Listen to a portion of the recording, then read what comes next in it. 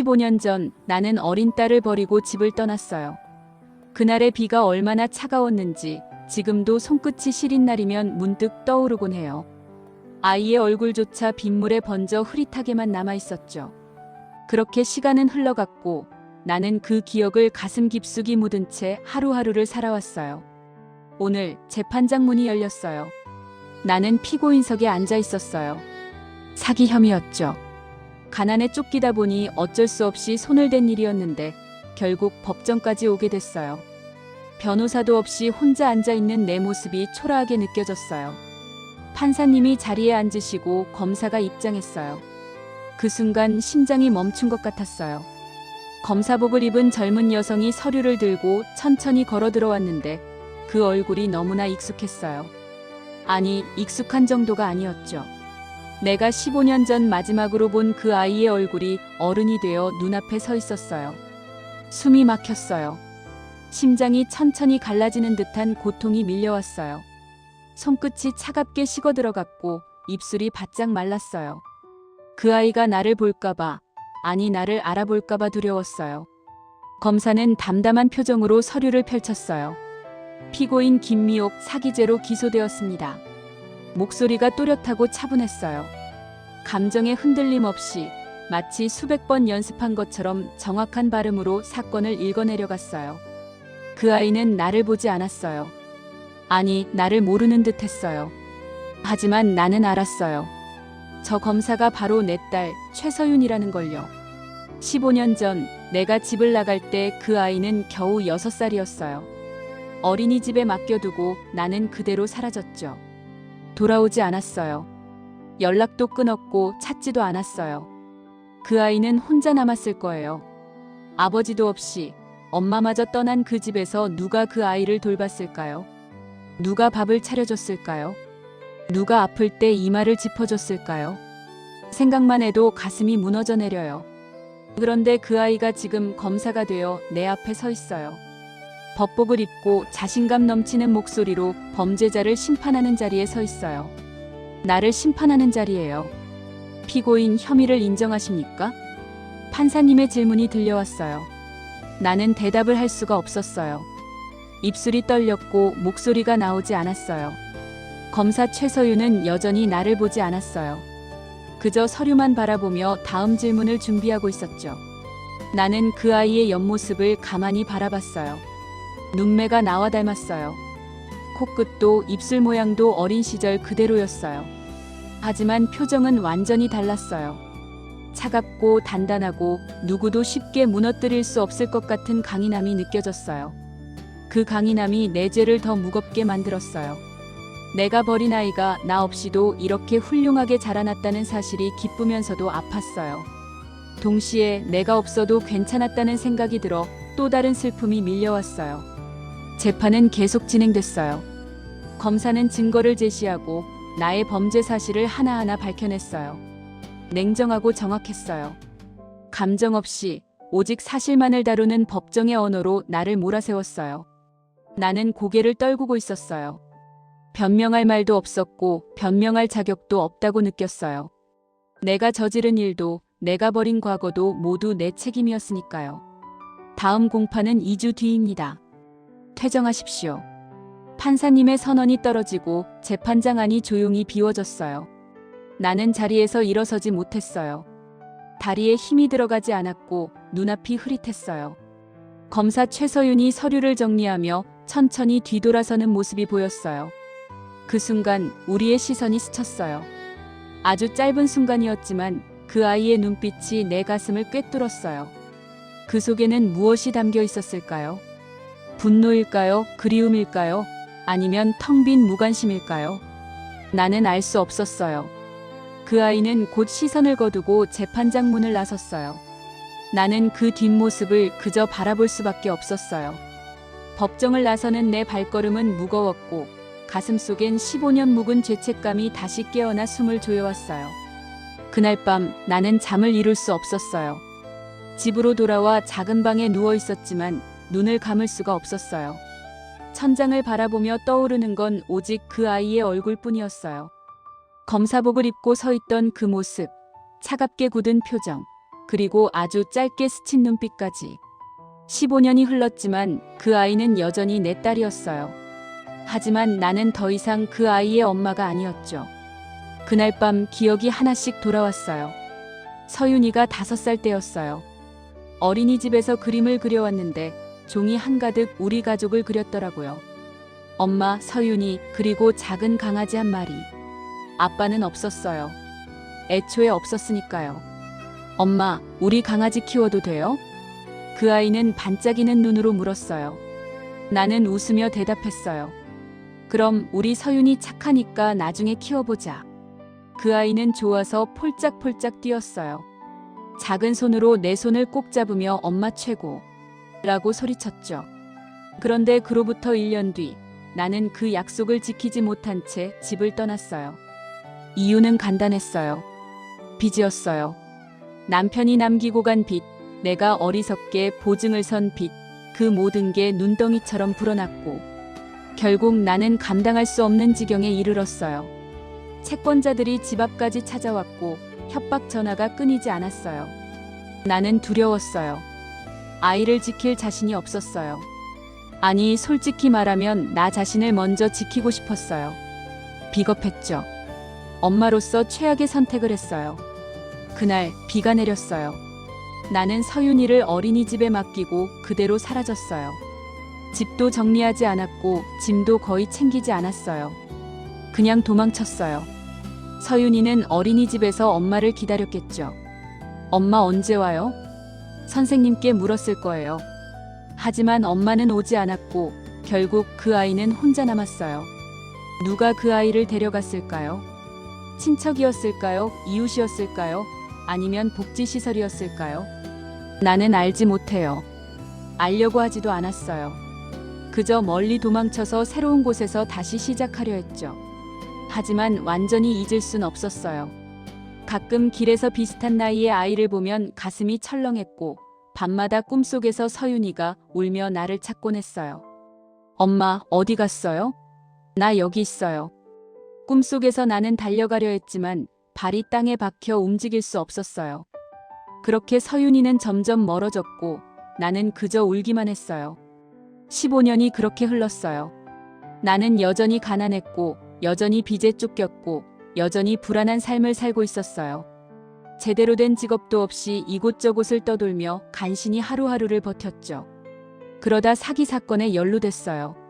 나쁜 사람들과 어울리다 보니 어느새 공범이 되어 있었고 결국 법정에 서게 된 거예요. 그리고 오늘 그 자리에서 내 딸을 만났어요. 검사가 된 딸을요. 믿을 수가 없었어요. 그 아이가 어떻게 여기까지 왔을까요? 누가 학교를 보내줬을까요? 누가 밥을 먹였을까요? 누가 아플 때 병원에 데려갔을까요? 나는 아무것도 해주지 못했어요. 그런데 그 아이는 혼자 힘으로 여기까지 왔어요. 검사라는 누구나 존경하는 자리까지 올라왔어요. 자랑스러웠어요. 동시에 너무나 미안했어요. 나는 그 아이에게 아무것도 해준 게 없었어요. 오히려 상처만 남겼죠. 버려진 기억, 엄마 없이 자란 외로움, 그 모든 아픔을 혼자 견뎌야 했을 거예요. 그런 아이가 지금 나를 심판하는 자리에 서 있어요. 이게 인과응보일까요? 내가 버린 딸이 이제는 나를 단죄하는 사람이 되었어요. 법의 이름으로, 정의의 이름으로 나를 심판하고 있어요. 나는 받아들여야 해요. 이 모든 게 내가 지은 죄의 결과니까요. 하지만 한 가지만은 궁금해요. 그 아이는 나를 기억할까요? 나를 미워할까요? 아니면 나를 완전히 잊었을까요? 다음 공판까지 2주. 그 시간 동안 나는 무엇을 해야 할까요? 그 아이를 찾아가 용서를 빌어야 할까요? 아니면 그냥 조용히 형을 받고 사라져야 할까요? 답을 알 수 없었어요. 다만 한 가지는 확실해요. 나는 더 이상 도망칠 수 없다는 것. 15년 전 도망쳤던 그 비 내리는 날처럼 이번에도 도망칠 순 없어요. 이번엔 마주해야 해요. 내가 버린 딸과 내가 저지른 죄와 그리고 내 자신과.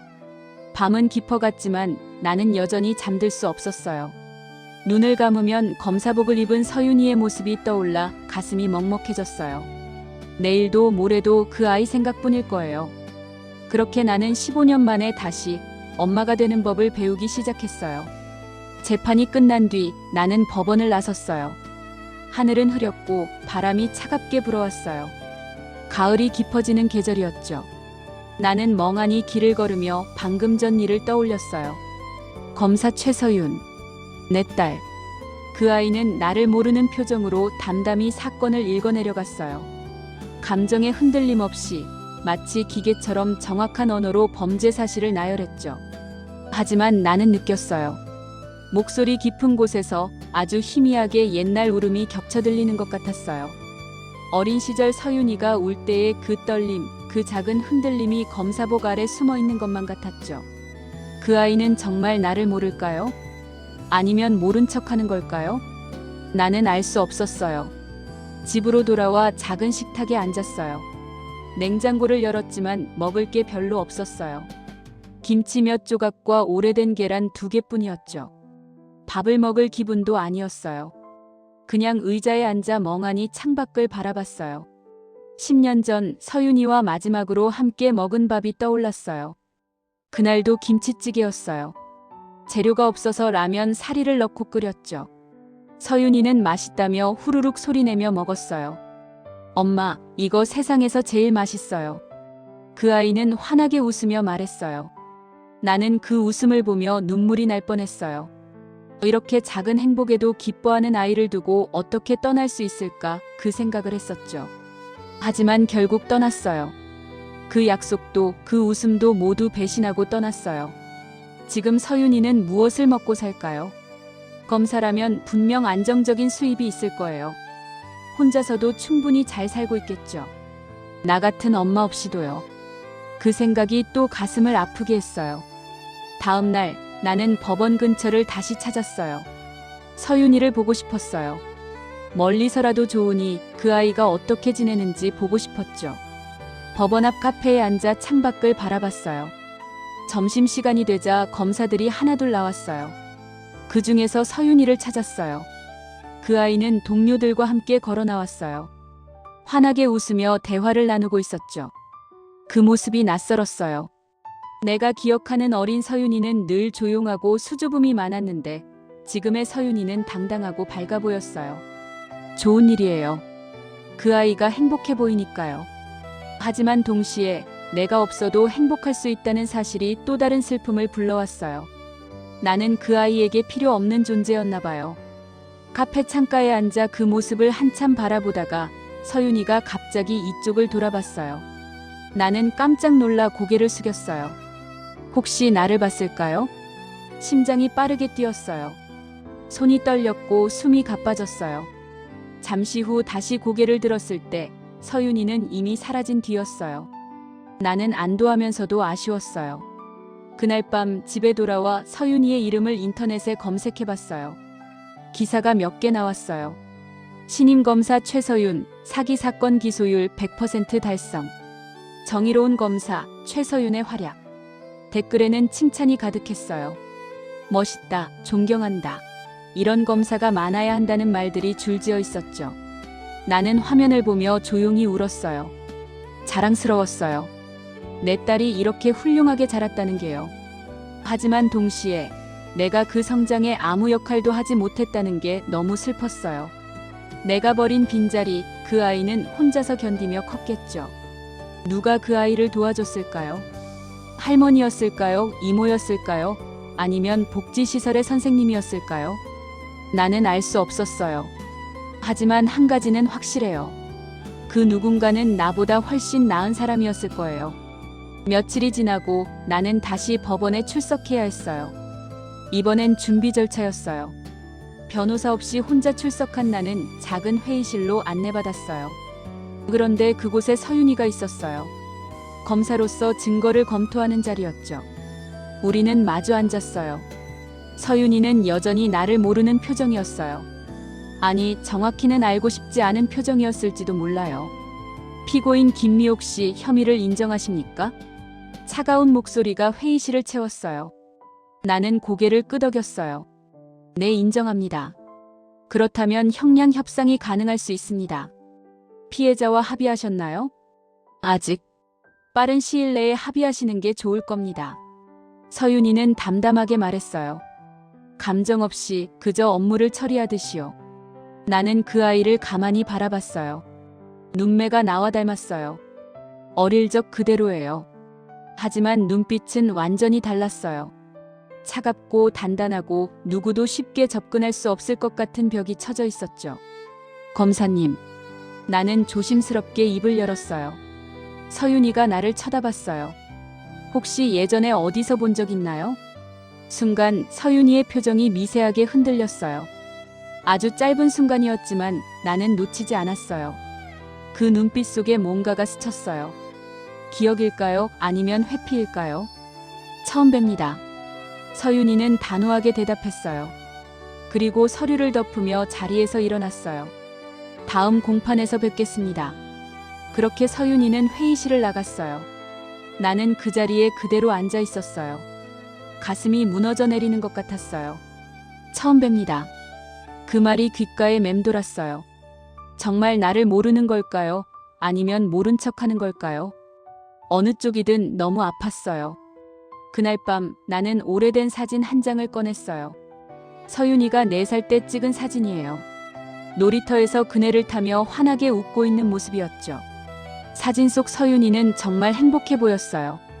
하지만 그 행복은 오래가지 못했어요. 내가 그 행복을 빼앗아 버렸으니까요. 나는 사진을 가슴에 안고 조용히 울었어요. 미안해, 서윤아, 정말 미안해. 하지만 그 말은 닿지 않았어요. 그 아이에게도 과거에도요. 다음 날 나는 서윤이가 일하는 검찰청 근처를 다시 찾았어요. 멀리서 그 아이를 봤어요. 동료들과 함께 점심을 먹으러 가는 모습이었죠. 그 아이는 웃고 있었어요. 하지만 그 웃음이 진짜일까요? 나는 궁금했어요. 정말로 행복한 걸까요? 아니면 상처를 숨기고 사는 걸까요? 알 수 없었어요. 그날 저녁 집으로 돌아오는 길에 편의점에 들렀어요. 김밥 하나와 우유 한 팩을 샀어요. 계산대에서 지갑을 꺼내는데 옆에 서 있던 여자아이가 눈에 들어왔어요. 5살쯤 돼 보이는 아이였어요. 엄마 손을 꼭 잡고 초콜릿을 사달라고 조르고 있었죠. 엄마, 이거 사줘요. 제발요. 안 돼. 집에 과자 있잖아. 싫어요. 이거 먹고 싶어요.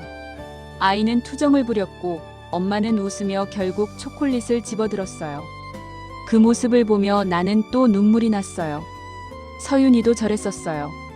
마트에 가면 꼭 과자 코너 앞에서 발을 동동 굴렀죠. 엄마, 이거 하나만요. 딱 하나만이에요. 나는 그럴 때마다 웃으며 사줬어요. 하지만 이제는 그럴 수 없어요. 서윤이는 더 이상 내게 조르지 않아요. 내게 아무것도 바라지 않아요. 나는 편의점을 나와 집으로 돌아왔어요. 김밥을 먹으려 했지만 목이 메어 삼킬 수가 없었어요. 그냥 창밖을 바라보며 밤을 보냈어요. 15년 전 내가 버린 빈자리. 그 아이는 혼자서 견디며 컸겠죠. 밥을 혼자 먹고 학교에 혼자 가고 아플 때도 혼자 버텼겠죠. 그 모든 시간 동안 나는 어디서 무엇을 하고 있었을까요? 도망치고 숨고 나 자신만 챙기며 살았죠. 나는 엄마 자격이 없어요. 하지만 그래도 한 번만이라도 그 아이에게 진심을 전하고 싶어요. 미안하다고, 사랑한다고, 자랑스럽다고요. 그게 가능할까요? 서윤이는 내 말을 들어줄까요? 아니면 그냥 외면할까요? 답을 알 수 없었어요. 하지만 한 가지는 확실해요. 나는 더 이상 도망칠 수 없다는 것. 이번엔 제대로 마주해야 해요. 내 죄와 내 딸과 그리고 나 자신과요. 일주일이 지났어요. 다음 공판을 앞두고 나는 매일 법원 근처를 맴돌았어요. 서윤이를 보고 싶었지만 동시에 두려웠어요. 그 아이가 나를 알아볼까봐, 아니 알아보고도 외면할까봐요. 어느 날 오후 나는 법원 복도에서 서윤이와 마주쳤어요. 휴정 시간이었어요. 복도는 사람들로 붐볐어요. 변호사들, 피고인들, 방청객들이 오가는 사이로 서윤이가 걸어오고 있었죠. 나는 벽 쪽으로 몸을 숨겼어요. 하지만 서윤이는 나를 봤어요. 우리의 시선이 마주쳤어요. 아주 짧은 순간이었지만 그 눈빛 속에서 나는 뭔가를 느꼈어요. 어린 날 상처가 반짝 비쳤어요. 버려진 기억, 혼자 남겨진 외로움, 그 모든 감정이 한순간 스쳐 지나갔죠. 나는 다가가고 싶었어요. 손을 뻗어 그 아이를 안아주고 싶었어요. 미안해, 엄마가 잘못했어라고 말하고 싶었죠. 하지만 발이 떨어지지 않았어요. 다리가 굳어버린 것처럼 한 발짝도 움직일 수 없었어요. 입술만 바르르 떨렸고 손끝은 차갑게 식어갔어요. 서윤이는 잠시 나를 바라보다가 고개를 돌려 지나쳤어요. 그렇게 우리는 스쳐 지나갔어요. 나는 그 자리에 그대로 서 있었어요. 가슴이 무너져 내리는 것 같았어요.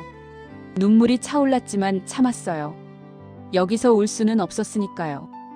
복도 끝에서 서윤이가 멈춰섰어요. 뒤를 돌아볼까 싶었지만 그 아이는 그냥 계단을 내려갔어요. 나는 그 뒷모습을 한참 바라봤어요. 말을 걸 걸 그랬나. 후회가 밀려왔어요. 하지만 이미 늦었어요. 서윤이는 이미 사라진 뒤였으니까요. 그날 밤 나는 잠을 이룰 수 없었어요. 눈을 감으면 복도에서 스친 그 눈빛이 떠올라 가슴이 아팠어요. 그 속에는 무엇이 담겨 있었을까요? 분노였을까요? 그리움이었을까요? 아니면 차가운 무관심이었을까요? 나는 알 수 없었어요. 다음 날 아침 나는 용기를 냈어요. 서윤이에게 편지를 쓰기로 했어요. 말로는 전할 수 없는 진심을 글로라도 남기고 싶었어요. 작은 편지지를 꺼내 펜을 들었어요. 하지만 첫 문장부터 막혔어요. 서윤아라고 써야 할까요? 검사님이라고 써야 할까요? 나는 더 이상 그 아이의 엄마가 아니니까요. 한참을 고민하다가 결국 이렇게 썼어요. 서윤에게. 그리고 이어서 썼어요. 15년 만에 너를 봤어. 검사가 되어 당당히 서 있는 내 모습을 보니 자랑스러우면서도 미안했어. 엄마는 내게 아무것도 해준 게 없는데 너는 혼자 힘으로 여기까지 왔구나. 정말 대단해. 미안해. 그날 너를 두고 떠난 것, 연락조차 하지 않은 것, 모든 게 엄마 잘못이야. 변명할 생각은 없어. 다만 한 가지만 알아줬으면 해. 엄마는 하루도 너를 잊은 적이 없어. 매일 밤 꿈에서 너를 봤고 길에서 비슷한 아이를 보면 내가 떠올라 가슴이 아팠어. 엄마는 비겁한 사람이야. 너를 지킬 용기가 없었고 나 자신만 챙기며 살았어.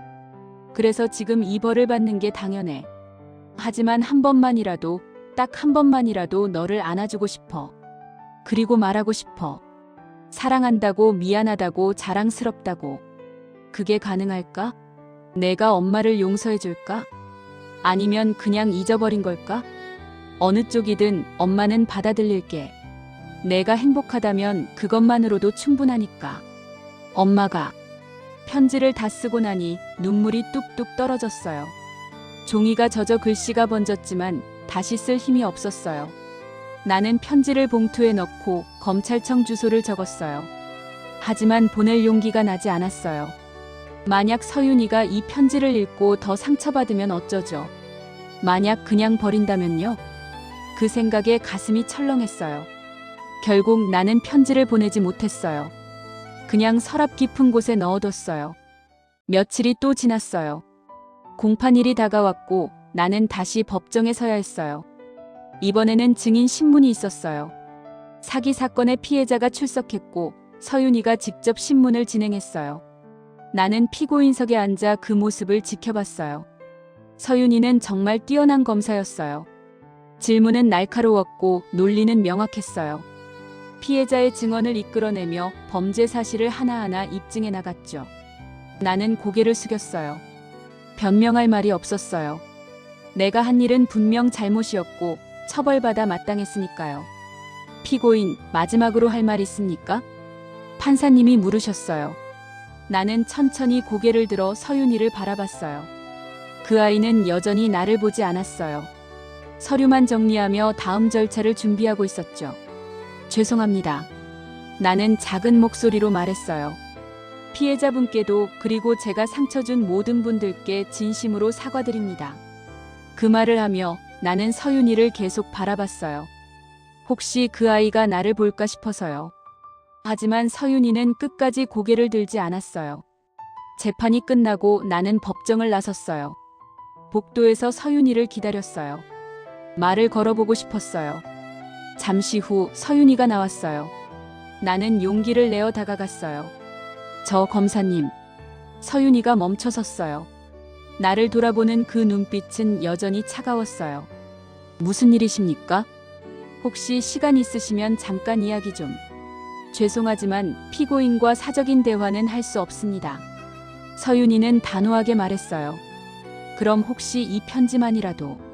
나는 서랍에 넣어뒀던 편지를 꺼내 건넸어요. 서윤이는 잠시 편지를 바라보다가 받지 않았어요. 필요 없습니다. 그리고 그대로 돌아서 걸어갔어요. 나는 그 자리에 서서 손에 든 편지를 바라봤어요. 거절당한 기분이 이렇게 아플 줄 몰랐어요. 가슴이 찢어지는 것 같았어요. 하지만 어쩌면 당연한 일이었어요. 내가 먼저 그 아이를 버렸으니까요. 집으로 돌아와 나는 편지를 다시 서랍에 넣었어요. 그리고 창밖을 바라보며 생각했어요. 이제 정말 끝인가? 서윤이는 나를 용서하지 않을 거예요. 당연하죠. 내가 저지른 일을 생각하면요. 그날 밤 나는 오래된 일기장을 꺼냈어요. 서윤이를 키우던 시절 썼던 일기예요. 페이지를 넘기며 하나하나 읽었어요. 오늘 서윤이가 처음으로 엄마라고 불렀다. 너무 기뻐서 울었다. 서윤이가 유치원에서 그림을 그려왔다. 우리 가족이라며 자랑했다. 오늘 서윤이가 아파서 병원에 갔다. 주사 맞으면서도 울지 않았다. 정말 씩씩하다. 일기를 읽다 보니 눈물이 멈추지 않았어요. 그때는 정말 행복했어요.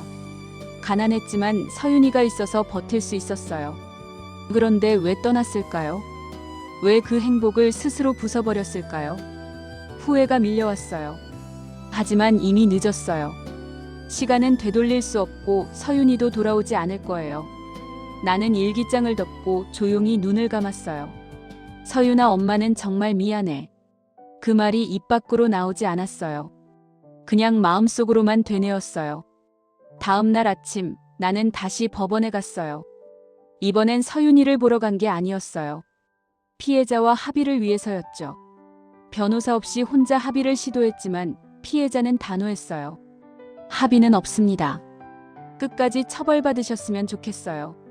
나는 고개를 숙였어요. 죄송합니다. 그 말밖에 할 수 없었어요. 복도로 나오는데 또다시 서윤이를 마주쳤어요. 이번에도 우리는 스쳤어요. 서윤이는 나를 보지 않았고 나는 그저 그 뒷모습을 바라볼 뿐이었어요. 언젠가는 말할 수 있을까? 그 희망을 버릴 수가 없었어요. 비록 서윤이가 나를 거부해도 나는 포기할 수 없었어요. 왜냐하면 그 아이는 내 딸이니까요. 내가 버렸어도 내가 상처를 줬어도 여전히 내 딸이니까요. 그날 밤 나는 또다시 편지를 썼어요. 이번엔 보낼 생각으로요. 서윤에게 엄마는 오늘도 너를 봤어. 복도에서 스쳤지만 너는 나를 보지 않았지. 괜찮아. 엄마가 잘못한 걸 알아. 하지만 한 가지만 알아줘. 엄마는 매일 너를 생각해. 내가 잘 먹고 있는지, 건강한지, 행복한지 궁금해. 언젠가 내가 준비되면 그때 엄마 이야기를 들어줄래? 변명이 아니라 진심을 말하고 싶어. 사랑해, 서윤아. 엄마가. 편지를 봉투에 넣고 이번엔 정말 보냈어요. 검찰청 주소로요. 서윤이가 읽을지 버릴지는 몰라요. 하지만 보내지 않으면 영영 후회할 것 같았어요. 편지를 붙이고 돌아오는 길 하늘에서 비가 내렸어요. 15년 전 그날처럼요. 나는 우산 없이 그 비를 맞으며 걸었어요. 차가운 빗물이 얼굴을 적셨지만 눈물인지 빗물인지 구분할 수 없었어요. 그렇게 나는 천천히 집으로 향했어요. 편지를 보낸 지 사흘이 지났어요. 나는 매일 우편함을 확인했어요. 혹시 서윤이에게서 답장이 올까 싶어서요. 하지만 아무것도 오지 않았어요. 당연한 일이었죠. 서윤이가 답장을 보낼 리 없으니까요. 그날 저녁 집으로 돌아왔을 때였어요. 현관문 앞에 흰 봉투 하나가 놓여 있었어요. 나는 멈춰 섰어요. 심장이 빠르게 뛰기 시작했어요. 손이 떨렸고 숨이 가빠졌어요. 천천히 봉투를 집어들었어요. 겉봉투에는 아무 표시도 없었어요. 발신인도 받는 사람도 적혀 있지 않았죠. 하지만 봉투 안에 든 편지지를 꺼내 펼치는 순간 나는 숨이 멎는 줄 알았어요. 익숙한 글씨체였어요. 서윤이의 글씨였어요. 어렸을 때 그대로는 아니었지만 분명 그 아이의 필체였어요. 반듯하고 정돈된 하지만 어딘가 조심스러운 글씨였죠. 나는 떨리는 손으로 편지를 읽기 시작했어요. 엄마를 찾은 적은 없어요. 하지만 미워한 적도 없어요. 첫 문장부터 눈물이 쏟아졌어요. 나는 그 자리에 주저앉아 편지를 이어서 읽었어요. 엄마가 왜 떠났는지 사실 어렴풋이 알고 있었어요. 어린 마음에도 느꼈죠. 엄마가 힘들어한다는 걸, 무언가에 쫓기고 있다는 걸요. 그래서 찾지 않았어요. 엄마가 떠나고 싶다면, 그게 엄마에게 더 나은 선택이라면 나는 그냥 혼자 있는 게 낫다고 생각했어요. 할머니 집으로 갔어요. 엄마, 어머니, 외할머니요. 할머니는 나를 키워주셨어요. 학교도 보내주시고 밥도 챙겨주셨죠. 하지만 엄마는 아니었어요. 밤마다 울었어요. 엄마가 보고 싶어서요. 왜 나를 두고 갔는지, 내가 뭘 잘못했는지 궁금했어요. 하지만 시간이 지나며 알게 됐어요. 엄마도 사람이라는 걸요. 완벽할 수 없고 때로는 무너질 수도 있다는 걸요. 그래서 미워하지 않기로 했어요. 대신 나 스스로 강해지기로 했어요. 엄마가 없어도 괜찮은 사람이 되기로요. 공부를 열심히 했어요. 장학금을 받아 대학에 갔고 로스쿨도 졸업했어요. 검사가 된 건 정의로운 사람이 되고 싶어서였어요. 남들에게 상처받지 않고 남에게도 상처 주지 않는 사람이요. 그런데 오늘 법정에서 엄마를 봤어요.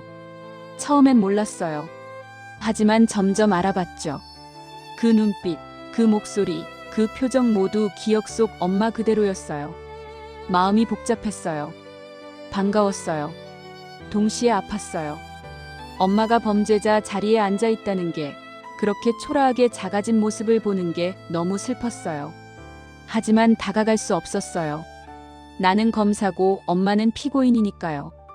그래서 모른 척했어요. 엄마도 힘들까 봐요. 엄마가 보낸 편지 받았어요.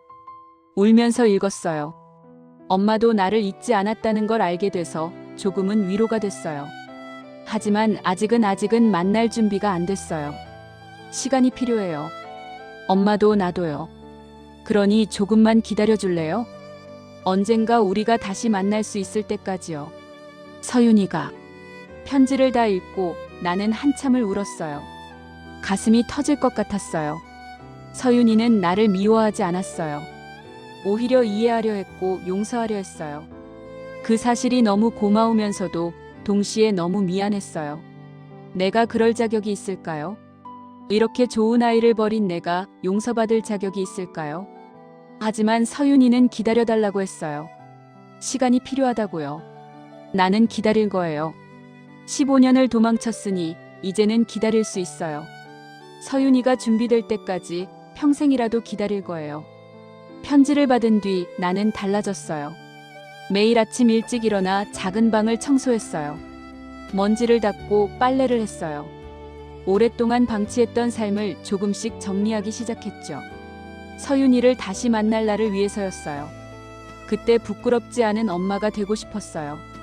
법원 출석일이 다가왔어요. 이번에는 최종 변론이었어요. 형량이 정해지는 중요한 날이었죠. 나는 깨끗한 옷을 입고 법정에 섰어요. 서윤이가 다시 검사석에 있었어요. 이번에는 다르게 보였어요. 여전히 차갑고 단호했지만 어딘가 조금 부드러워 보였어요. 착각일까요? 아니면 내가 그렇게 보고 싶어서 그런 걸까요? 최종 변론을 시작하겠습니다. 판사님의 선언이 떨어지고 서윤이가 일어섰어요. 피고인 김미옥은 사기죄를 저질렀습니다. 피해자에게 금전적 손실을 입혔고 합의도 이루어지지 않았습니다. 서윤이의 목소리는 담담했어요. 하지만 잠시 멈칫했어요. 피고인은 자신의 잘못을 인정하고 있으며 반성하는 태도를 보이고 있습니다. 재범 가능성이 낮다고 판단됩니다. 나는 놀라서 서윤이를 바라봤어요. 저게 무슨 말일까요? 검사가 피고인을 두둔하는 건가요? 따라서 검찰은 징역 1년, 집행유예 2년을 구형합니다. 서윤이는 그렇게 말하고 자리에 앉았어요. 나는 믿을 수가 없었어요. 원래 이런 사건은 실형을 받는 게 보통인데 서윤이는 집행유예를 구형했어요. 이게 서윤이의 배려일까요? 아니면 그냥 업무상 판단일까요? 재판이 끝나고 판사님은 다음 주에 선고를 내리겠다고 하셨어요. 나는 법정을 나서며 서윤이를 찾았어요. 복도에서 서윤이가 서류를 정리하고 있었어요. 나는 조심스럽게 다가갔어요. 검사님. 서윤이가 고개를 들었어요. 편지 고마웠어요. 나는 작은 목소리로 말했어요. 서윤이는 잠시 나를 바라보다가 고개를 끄덕였어요. 피고인분도 건강하세요. 그리고 돌아섰어요. 하지만 이번엔 달랐어요. 완전히 차갑게 외면하는 게 아니라 조금은 따뜻한 느낌이 있었어요. 나는 그 뒷모습을 보며 미소 지었어요. 작은 변화지만 나에게는 큰 희망이었어요. 집으로 돌아와 나는 서윤이에게 답장을 썼어요. 서윤아, 편지 고마워. 내가 나를 미워하지 않는다는 걸 알게 돼서 정말 기뻤어. 기다릴게. 내가 준비될 때까지 얼마든지 기다릴게. 엄마는 이제 달라질 거야. 부끄럽지 않은 사람이 될게. 내가 자랑스러워할 수 있는 엄마가 될게. 사랑해, 서윤아. 엄마가 편지를 쓰고 봉투에 넣었어요. 하지만 이번엔 보내지 않았어요. 언젠가 서윤이를 직접 만날 때 손으로 전해주고 싶었어요. 그날 밤 나는 오랜만에 편안하게 잠들었어요. 꿈속에서 서윤이가 웃고 있었어요. 어린 시절처럼 환하게 웃으며 내 손을 잡고 있었어요. 엄마 사랑해요. 그 목소리가 들렸어요. 나는 꿈속에서도 울었어요. 하지만 이번엔 슬픈 눈물이 아니었어요. 기쁜 눈물이었어요. 희망의 눈물이었어요. 다음 날 아침 나는 거울을 보며 다짐했어요. 다시 시작하자. 이번엔 제대로.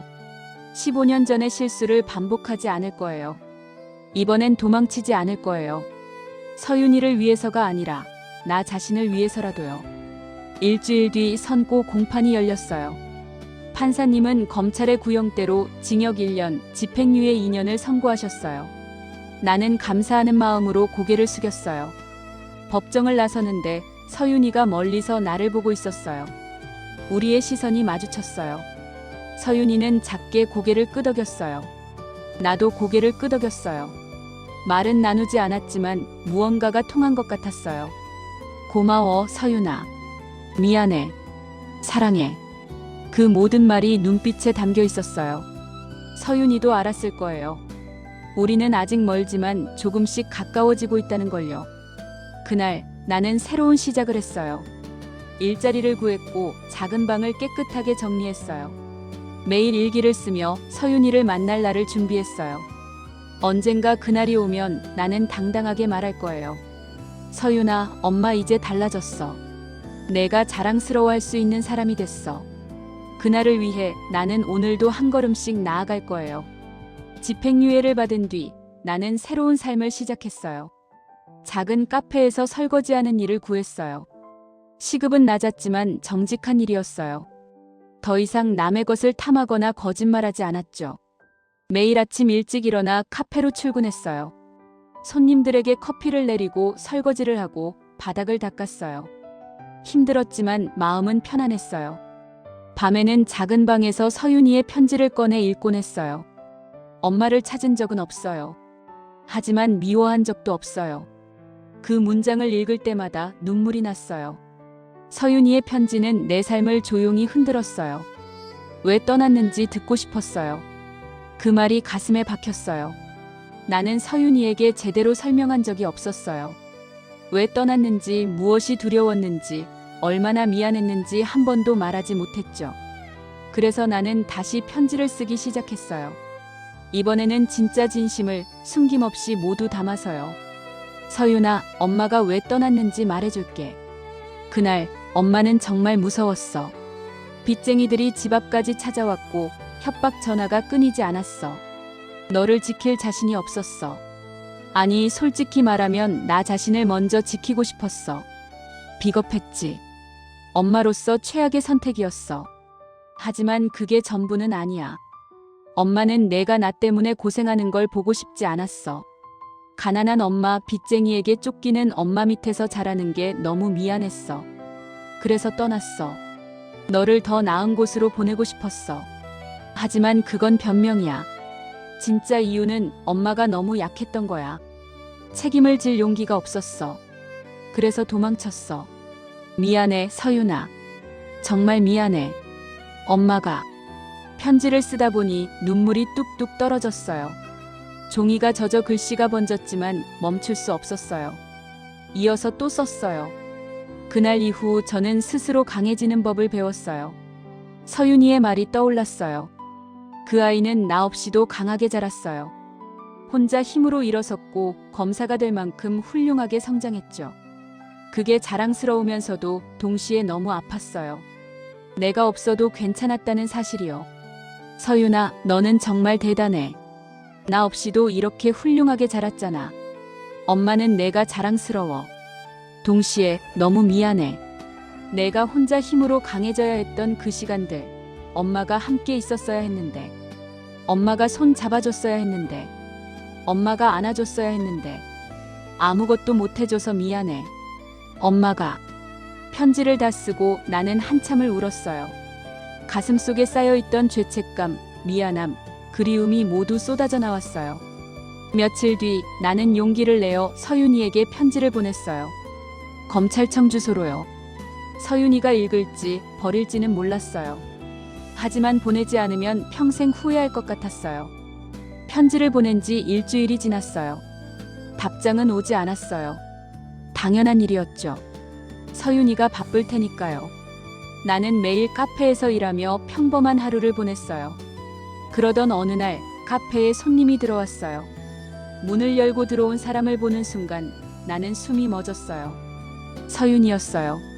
검사복이 아닌 평범한 옷을 입고 있었어요. 긴 코트에 청바지 그리고 작은 가방을 들고 있었죠. 서윤이는 카페를 둘러보다가 나를 발견했어요. 우리의 시선이 마주쳤어요. 나는 손이 떨려 컵을 놓칠 뻔했어요. 서윤이는 천천히 카운터로 다가왔어요. 아메리카노 한 잔 주세요. 담담한 목소리였어요. 나는 떨리는 손으로 커피를 내렸어요. 머릿속이 하얘져서 아무 생각도 나지 않았어요.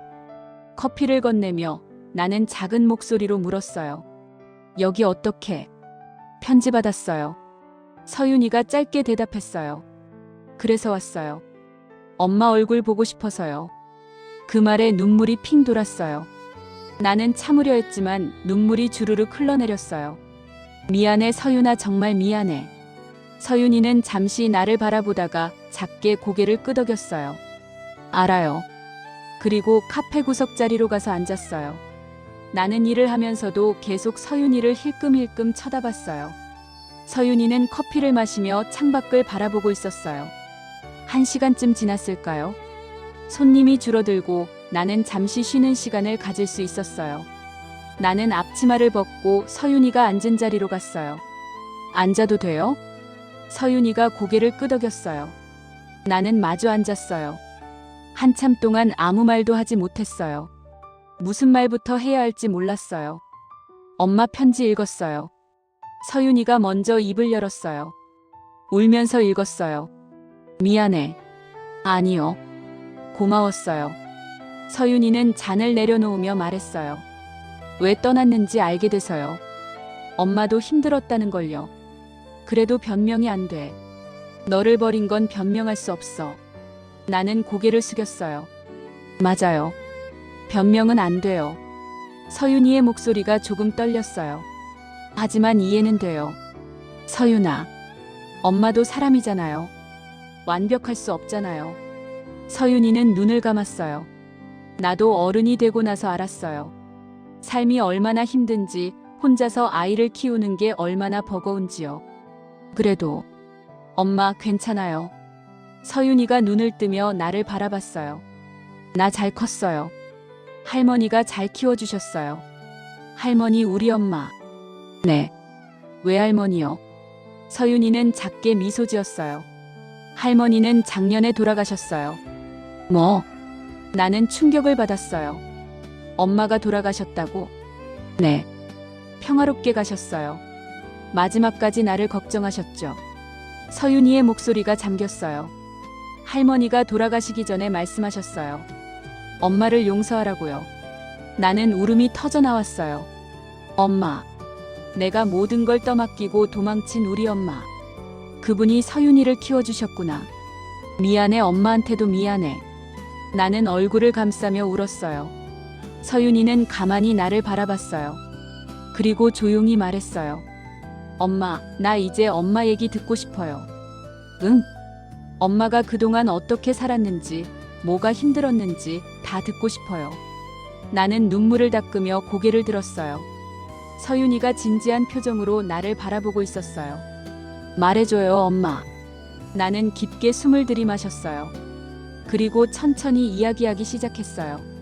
15년 동안 숨겨왔던, 말하지 못했던 모든 진심을요. 마이너스 해시태그 육부재회 무너지는 벽. 해시태그 육부상 이천자. 그날 나는 서윤이에게 모든 걸 말했어요. 왜 떠났는지, 그 후 어떻게 살았는지, 얼마나 후회했는지 모두요. 빚이 너무 많았어. 내 아빠가 남긴 빚, 내가 보증선 빚 다 합치면 감당할 수 없는 금액이었어. 그래서 도망친 거예요? 응, 비겁하지만 그게 그때 내가 할 수 있는 유일한 선택이었어. 서윤이는 고개를 끄덕였어요. 엄마를 떠나보내고 나는 다른 도시로 갔어. 이름도 바꾸고 새로 시작하려 했지. 그런데요? 그런데 잊을 수가 없더라. 너를요. 나는 눈물을 닦으며 말했어요. 매일 밤 꿈에서 내가 나타났어. 울면서 엄마를 찾는 내 모습이 눈에 밟혀서 잠을 잘 수가 없었어. 그래도 돌아오지 않으셨잖아요. 서윤이의 목소리가 조금 떨렸어요. 미안해. 돌아갈 용기가 없었어. 너를 다시 보면 더 힘들 것 같았어. 엄마만 힘들었을까요? 서윤이가 작게 물었어요. 나도 힘들었어요. 엄마 없이 자라는 게요. 알아, 정말 미안해. 나는 고개를 숙였어요. 서윤이는 한참 동안 말이 없었어요. 그리고 천천히 입을 열었어요. 엄마, 나는 엄마가 미웠어요. 응. 정말 많이 미웠어요. 왜 나를 버렸는지, 왜 연락조차 하지 않았는지 이해할 수 없었어요. 서윤이의 목소리가 점점 커졌어요. 할머니 집에서 살면서 친구들이 엄마 이야기할 때마다 울었어요. 나만 엄마가 없다는 게 너무 슬펐어요. 서윤아. 학교에서 가정의 날 행사가 있을 때마다 나는 혼자였어요. 다른 애들은 엄마 손잡고 왔는데 나는 할머니랑 왔죠. 서윤이의 눈에 눈물이 고였어요. 그때마다 생각했어요. 내가 뭘 잘못했을까? 내가 착한 아이였으면 엄마가 안 떠났을까? 아니야, 서윤아. 내 잘못이 아니야. 나는 서윤이의 손을 잡으려 했지만 서윤이는 손을 빼냈어요. 알아요.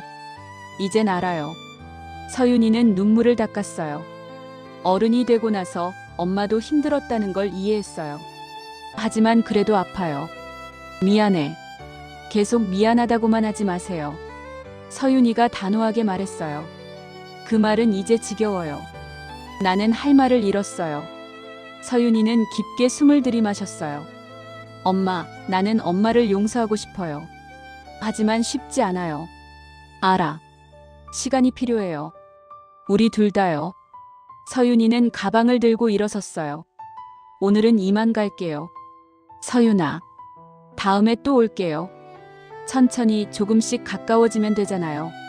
서윤이는 작게 미소 지으며 카페를 나갔어요.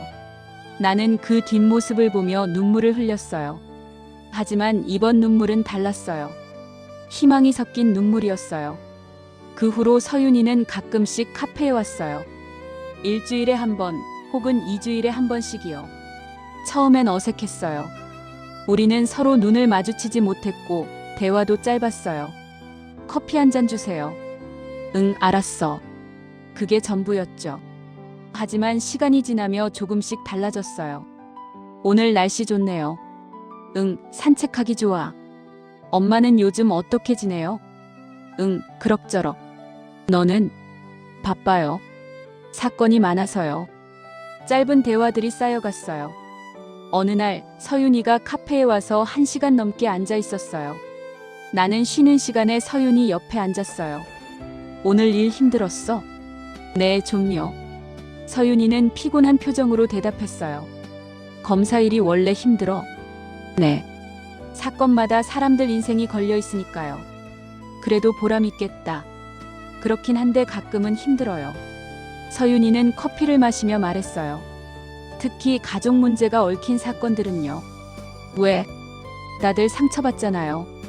가족인데도 서로 미워하고 원망하고요. 서윤이의 목소리가 잠겼어요. 그럴 때마다 우리가 생각나요. 우리? 엄마랑 나요. 나는 가슴이 뜨끔했어요. 미안해. 또 미안하다고 하시네요. 서윤이가 작게 웃었어요. 엄마 미안하다는 말 그만해요. 대신 다른 말 해줘요. 다른 말? 응. 예를 들면 사랑한다든가 자랑스럽다든가요. 나는 서윤이를 바라봤어요. 그 아이가 이렇게 솔직하게 마음을 연 건 처음이었어요. 사랑해, 서윤아. 나는 떨리는 목소리로 말했어요. 정말 많이 사랑해. 그리고 너무 자랑스러워. 서윤이의 눈에 눈물이 고였어요. 저도요, 엄마. 그 말에 나는 울음을 터뜨렸어요. 15년 만에 듣는 그 말이 너무 소중했어요.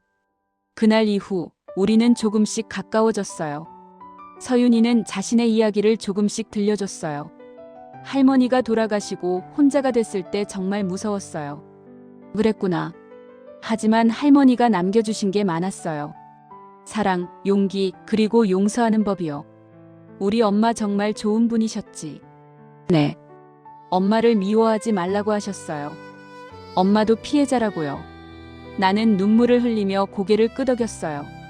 엄마, 할머니 산소에 같이 갈래요? 서윤이가 물었어요. 나도 가도 돼? 당연하죠.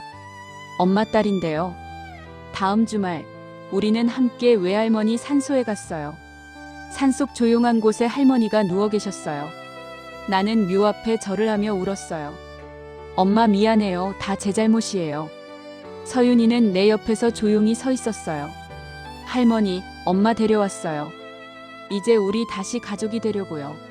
서윤이의 목소리가 떨렸어요. 우리는 한참 동안 묘 앞에 앉아 있었어요. 바람이 불어와 나뭇잎이 흔들렸어요. 마치 할머니가 우리를 축복해 주시는 것 같았어요. 산을 내려오며 서윤이가 내 손을 잡았어요. 엄마, 천천히 가요. 응, 그래. 우리는 손을 잡고 천천히 걸었어요. 15년 만에 모녀가 다시 함께 걷고 있었어요. 그날 밤 집에 돌아와 나는 오래된 사진첩을 꺼냈어요. 서윤이 어릴 적 사진들이 가득했어요. 나는 사진 한 장 한 장을 천천히 넘기며 미소 지었어요. 이제 다시 시작할 수 있겠지. 희망이 피어올랐어요. 서윤이와 나, 우리는 이제 천천히 가까워지고 있었어요. 무너졌던 벽이 조금씩 허물어지고 있었어요. 몇 달이 흘렀어요. 서윤이는 이제 일주일에 2~3번씩 카페에 왔어요. 우리는 점점 편해졌어요. 대화도 길어졌고 웃음도 많아졌죠. 엄마, 오늘 재미있는 일 있었어요. 뭔데? 피고인이 법정에서 울면서 자기 엄마 이야기를 하더라고요. 그래? 네. 엄마가 돌아가셔서 마지막으로 효도하고 싶어서 범죄를 저질렀대요. 서윤이는 씁쓸하게 웃었어요. 사람들은 다 이유가 있더라고요. 나쁜 사람은 없는 것 같아요. 그냥 상황이 나쁜 거죠. 그래, 맞아. 나는 고개를 끄덕였어요. 엄마도 그랬잖아요. 나쁜 사람이 아니라 상황이 나빴던 거죠. 서윤이가 나를 바라보며 말했어요. 고마워, 서윤아. 뭐가요? 이해해줘서. 서윤이는 작게 미소 지었어요. 엄마도 이해해줘요. 내가 왜 그렇게 차갑게 대했는지요. 알아. 너도 상처받았으니까. 우리는 서로를 이해하기 시작했어요. 어느 날 서윤이가 제안했어요. 엄마, 우리 같이 밥 먹을래요? 밥? 네. 제대로 된 식사요. 카페 말고요. 나는 놀라서 서윤이를 바라봤어요. 정말? 네. 엄마가 좋아하는 음식 뭐예요? 나는 뭐든 좋아. 그럼 김치찌개 어때요? 엄마가 예전에 자주 끓여주셨잖아요. 서윤이의 말에 나는 눈물이 핑 돌았어요. 그거 기억해? 당연하죠. 라면 살이 넣은 김치찌개요. 그래, 그랬지. 다음 주말 우리는 함께 식당에 갔어요. 작은 한식집이었어요. 김치찌개를 시키고 우리는 마주 앉았어요. 엄마, 건배할까요? 서윤이가 물잔을 들었어요. 건배. 뭐해? 새로운 시작이에요. 나는 미소 지으며 잔을 들었어요. 그래, 새로운 시작에. 우리는 잔을 부딪혔어요. 작은 소리였지만 내게는 가장 아름다운 소리였어요. 밥을 먹으며 우리는 많은 이야기를 나눴어요. 엄마, 나 요즘 고민이 있어요. 뭔데? 검사 일이 너무 힘들어요. 사람들한테 상처만 주는 것 같아서요. 그래도 정의를 위한 일이잖아. 맞아요. 하지만 가끔은 용서가 정의보다 중요한 것 같아요. 서윤이는 김치찌개를 떠먹으며 말했어요. 엄마랑 나처럼요. 우리? 네. 법으로 따지면 엄마는 나를 유기한 거예요. 처벌받아야 하죠. 그래. 하지만 나는 엄마를 용서했어요. 그게 더 중요하다고 생각해요. 서윤이의 말에 나는 눈물을 흘렸어요. 고마워, 서윤아. 정말 고마워. 울지 마세요, 엄마. 여기 사람 많아요. 서윤이가 웃으며 말했어요. 식사를 마치고 우리는 함께 길을 걸었어요. 가을 저녁 바람이 시원하게 불어왔어요. 엄마, 나 하나 물어봐도 돼요? 응, 뭐든지. 엄마는 왜 다시 나를 찾지 않았어요? 15년 동안요. 나는 잠시 멈춰섰어요. 두려웠어. 너를 다시 만나는 게요. 왜요? 내가 나를 미워할까봐. 아니, 내가 날 잊었을까봐 더 무서웠어. 서윤이는 고개를 끄덕였어요. 나도 엄마를 찾을 수 있었어요. 찾으려고 하면요. 그런데 왜 안 찾았어? 무서웠어요. 엄마가 나를 거부하면 어쩌나 싶어서요. 우리는 서로를 바라보며 웃었어요. 우리 참 비슷하네. 그러게요. 그날 이후 우리는 더 자주 만났어요. 서윤이는 주말마다 카페에 왔고 우리는 함께 산책도 하고 영화도 봤어요. 마치 잃어버린 시간을 되찾으려는 것처럼요. 어느 날 서윤이가 물었어요. 엄마, 앞으로 뭐 하고 싶어요? 나? 글쎄, 그냥 평범하게 살고 싶어. 평범하게? 응. 정직하게 일하고 너 자주 보고 그거면 충분해. 서윤이는 미소 지었어요. 나는 엄마랑 같이 살고 싶어요. 뭐? 나는 깜짝 놀라 서윤이를 바라봤어요. 같이 살자고요. 엄마. 정말? 네. 이제 우리 가족이잖아요. 나는 눈물을 흘리며 서윤이를 안았어요. 고마워, 정말 고마워. 서윤이도 나를 꼭 안았어요. 15년 만에 느끼는 따뜻함이었어요. 다음 달 우리는 작은 아파트를 얻었어요. 서윤이가 보증금을 내고 나는 월세를 내기로 했어요. 이사하는 날 서윤이가 짐을 옮기며 말했어요. 엄마, 여기가 우리 집이에요. 응, 우리 집. 나는 빈 거실을 둘러보며 미소 지었어요. 드디어 집이 생겼네. 이제 도망가지 마세요. 서윤이가 장난스럽게 말했어요. 안 도망가. 절대로. 나는 단호하게 대답했어요. 우리는 함께 짐을 정리하고 가구를 배치했어요. 작은 식탁, 소파, 침대 2개. 많지 않았지만 충분했어요. 그날 밤 우리는 처음으로 함께 저녁을 먹었어요. 내가 김치찌개를 끓였어요. 엄마, 맛있어요. 서윤이가 환하게 웃으며 말했어요. 정말? 예전이랑 똑같아? 네, 똑같아요. 아니, 더 맛있어요. 우리는 밥을 먹으며 웃고 떠들었어요. 마치 10년 전으로 돌아간 것 같았어요. 식사를 마치고 설거지를 하는데 서윤이가 다가왔어요. 엄마, 내가 할게요. 아니야, 괜찮아. 엄마 힘들잖아요. 내가 할게요. 서윤이는 내 손에서 수세미를 빼앗아 설거지를 시작했어요. 나는 그 모습을 보며 눈물이 났어요. 이렇게 다정한 아이로 자라줘서 고마웠어요. 설거지를 마치고 우리는 소파에 나란히 앉았어요. 엄마, 나 하나 말해도 돼요? 응, 뭐든지. 나 엄마 많이 사랑해요. 서윤이의 말에 나는 울컥했어요. 나도 사랑해, 서윤아. 정말 많이. 우리는 서로를 안았어요. 오랫동안 안아줬어요. 그날 밤 나는 행복하게 잠들었어요. 10년 만에 제대로 잠든 것 같았어요. 다음 날 아침 서윤이가 출근 준비를 하며 말했어요. 엄마, 저녁에 일찍 올게요. 같이 저녁 먹어요. 그래, 뭐 먹고 싶어? 엄마가 해주는 거 뭐든 좋아요. 서윤이는 환하게 웃으며 현관문을 나섰어요. 나는 창문으로 서윤이가 멀어지는 모습을 바라봤어요. 행복하구나. 진짜 행복이 뭔지 이제야 알 것 같았어요. 재판이 끝난 뒤 나는 마지막으로 법원에 갔어요. 서윤이에게 고마움을 전하고 싶었어요.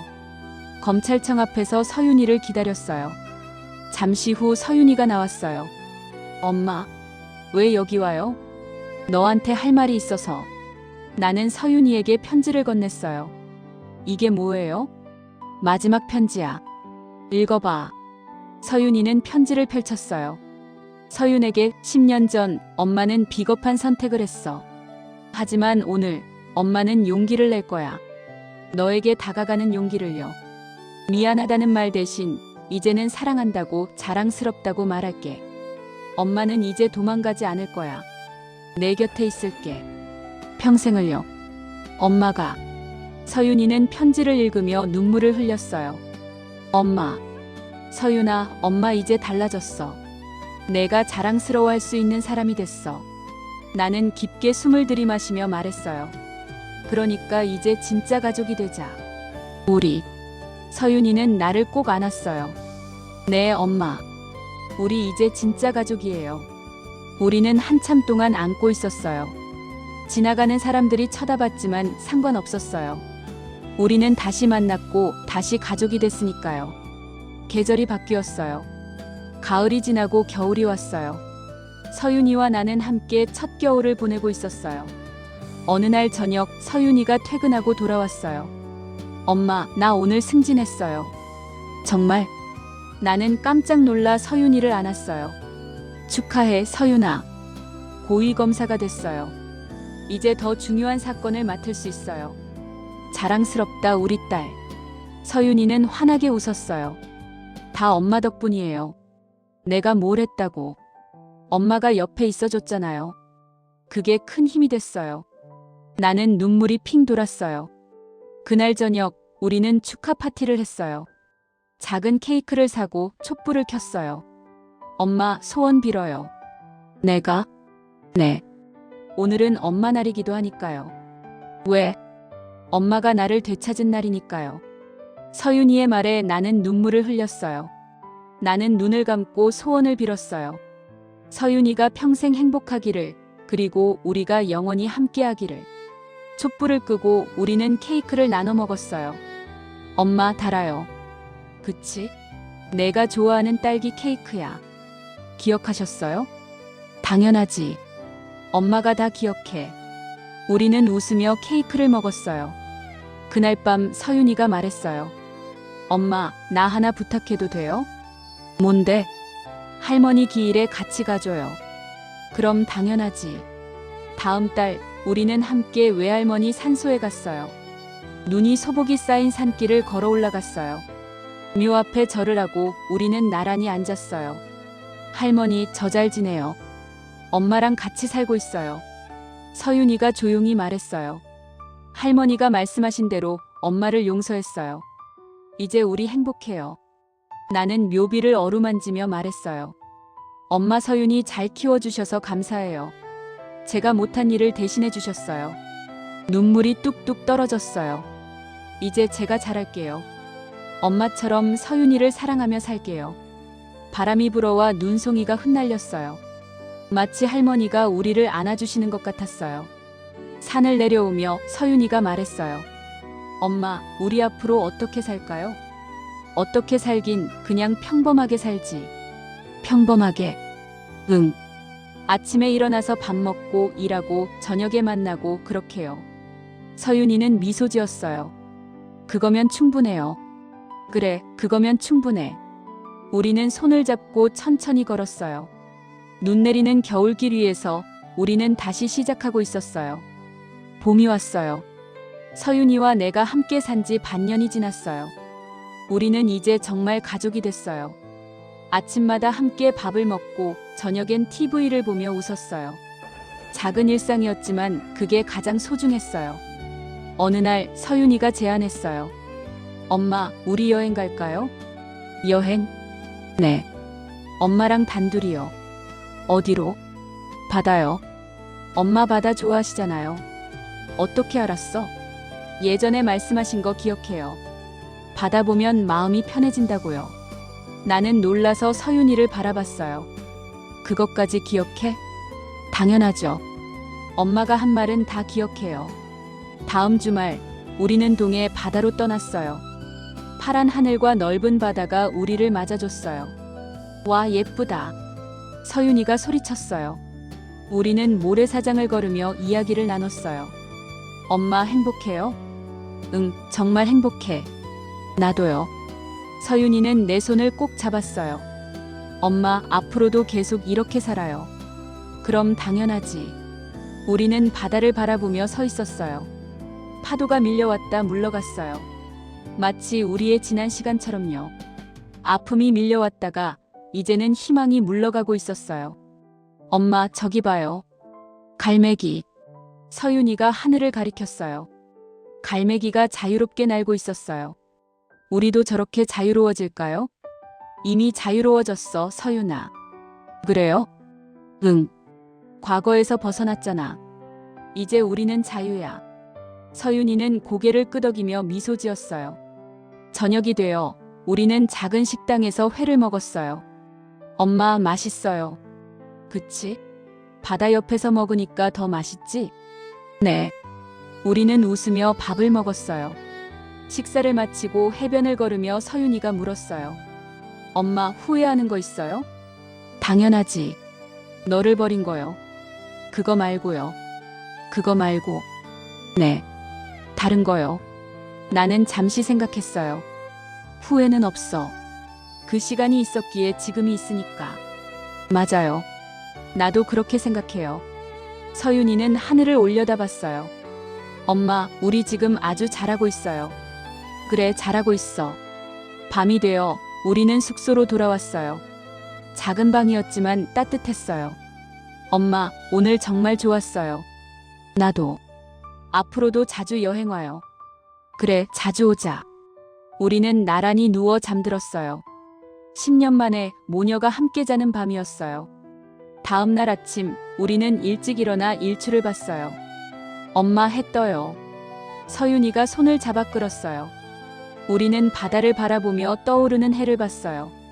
붉은 해가 천천히 수평선 위로 올라왔어요. 엄마, 새로운 하루가 시작됐어요. 응, 새로운 하루. 나는 서윤이를 안으며 말했어요. 우리도 새로 시작하는 거야. 매일매일. 네, 엄마.